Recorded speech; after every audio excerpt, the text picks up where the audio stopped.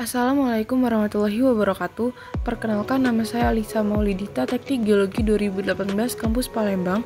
Pada kesempatan kali ini akan mempresentasikan hasil review paper yang berjudul Optimization of the Drastic Method for Groundwater Vulnerability Assessment via the Use of Simple Statistical Methods and GIS. Adapun outline yang akan saya sampaikan, yang pertama latar belakang, kedua data, ketiga metodologi penelitian, 4 pembahasan, dan 5 kesimpulan. Latar belakang penulisan paper ini ialah kerentanan intrinsik akuifer yang didefinisikan sebagai kerentanan kontaminan atau zat pencemar masuk ke dalam permukaan tanah dan menyebar di air tanah. Kerentanan intrinsik bergantung pada karakteristik akuifer, geologi, serta hidrologi. Penilaian kerentanan air tanah terhadap polusi yang paling banyak digunakan adalah model rating, di mana metode ini itu mengklasifikasikan tiap parameter yang berpotensi mencemari akuifer. Hasil evolusi dari metode model rating ialah model sistem hitung atau PCSM, yaitu pembobotan parameter dan metode penilaian, yang mengklasifikasikan berbagai parameter pencemar akuifer serta memperkenalkan koefisien bobot relatif untuk setiap faktor. Metode evaluasi PCSM yang paling luas dalam identifikasi kerentanan intrinsik adalah metode drastik. Metode ini mempertimbangkan 7 parameter lingkungan geologi dan hidrologi yang dikembangkan di Amerika Serikat dan juga beberapa wilayah lainnya. Adapun tujuan pembuatan paper ini melakukan optimalisasi metode drastik yang telah dimodifikasi. Berikut ini merupakan data geologi dan data hidrogeologi yang dihasilkan dari wilayah studi penelitian yang terletak pada bagian barat daya Provinsi Trivia. Data yang diperoleh berupa data akuifer, data curah hujan, dan data praktek pertanian, di mana data akuifer terdiri dari ketebalan rata-rata, transmisivitas, konduktivitas hidrolik, lulus spesifik, arah aliran tanah, permeabilitas, serta asal-muasal pengisi akuifer. Metode penelitian yang digunakan pada penulisan paper ini berupa metode drastik, mencakup kumpulan data hidrokimia dan pencatatan beban antropogenik ke dalam air tanah berdasarkan distribusi penggunaan lahan dan beban kontaminan yang dimasukkan oleh setiap penggunaan lahan ke lingkungan alam. Metode drastik mempertimbangkan 7 parameter yang meliputi kedalaman ke air tanah, isi ulang, jenis akuifer, jenis tanah, topografi, dampak zona fadosa, serta konduktivitas hidrolik. Parameter yang diimpor dalam persamaan linear sederhana, di mana parameter dikalikan dengan koefisien pembobotan yang telah ditentukan secara kualitatif. Berikut ini merupakan persamaan linear determinasi yang memiliki bentuk sebagai berikut. Berikut ini merupakan perbandingan antara kelemahan metode drastik dan keunggulan metode drastik, seperti yang bisa kita lihat pada layar.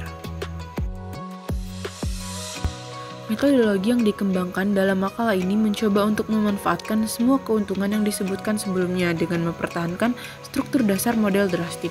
Tetapi pada saat yang bersamaan, dilakukan berbagai transformasi dan penambahan yang bertujuan untuk memperbaiki metode tersebut.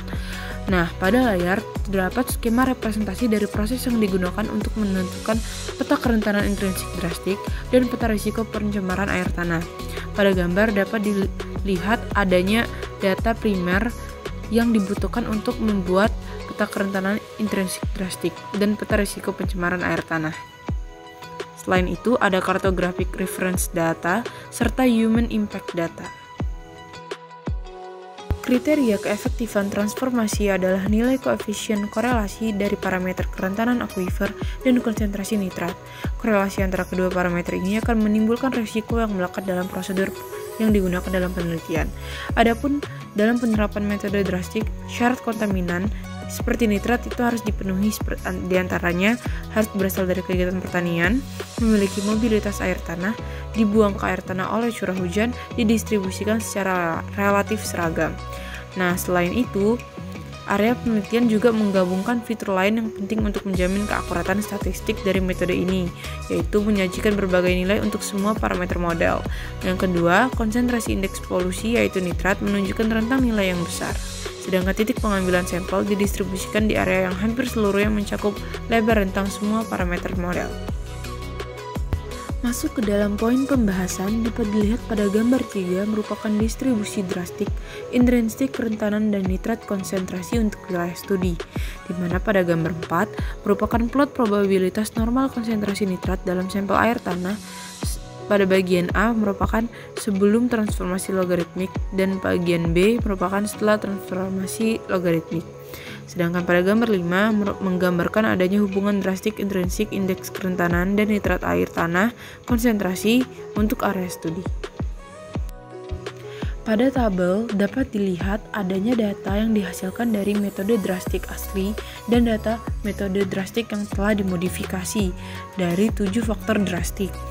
Pada gambar 6, terlihat adanya plot kotak yang menunjukkan sebaran air tanah konsentrasi nitrat untuk kelas yang berbeda secara statistik dari semua parameter drastik. Penerapan metode asli distribusi nilai kerentanan intrinsik ditunjukkan pada gambar 3. Lalu mengikuti transformasi logaritmik dan dari konsentrasi nitrat pada gambar 4b, korelasinya antara kerentanan dan konsentrasi nitrat telah dihitung ulang. Seperti yang diilustrasikan pada gambar 5, hubungan antara dua parameter secara statistik tidak cukup eksplisit dan koefisien korelasinya rendah. Maka dari itu, untuk bertujuan prediksi yang lebih baik, pengoptimalan metodologi diupayakan berdasarkan revisi skala penilaian setiap parameter, revisi bobot faktor, penambahan dan pengurangan parameter. Dari hasil review paper ini dapat ditarik kesimpulan bahwa metode drastik meskipun memberikan kerentanan yang relatif intrinsik terhadap polusi, tetapi tidak dapat digunakan untuk hasil yang memuaskan dalam evaluasi air tanah penilaian yang secara akurat dari risiko pencemaran air tanah di wilayah studi seperti yang telah diungkapkan sebelumnya. Prosedur pengoptimalan metode drastik menggunakan beberapa parameter statistik sederhana. Beberapa faktor yang menjadi pertimbangan dalam evaluasi kerentanan metode drastik yaitu konduktivitas hidrolik dan jenis tanah.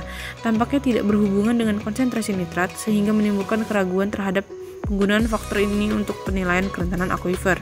Sedangkan penambahan beban kontaminan kebersamaan evaluasi kerentanan air tanah dengan menggunakan metode drastik berdasarkan distribusi penggunaan lahan mengarah pada penilaian kerentanan tanah atau risiko polusi yang spesifik dan meningkatkan korelasi di antara kerentanan dan konsentrasi nitrat. Sekian yang dapat saya sampaikan. Apabila ada kata-kata yang kurang, saya memohon maaf. Akhir kata saya ucapkan wabillahi taufiq wal hidayah. Wassalamualaikum warahmatullahi wabarakatuh.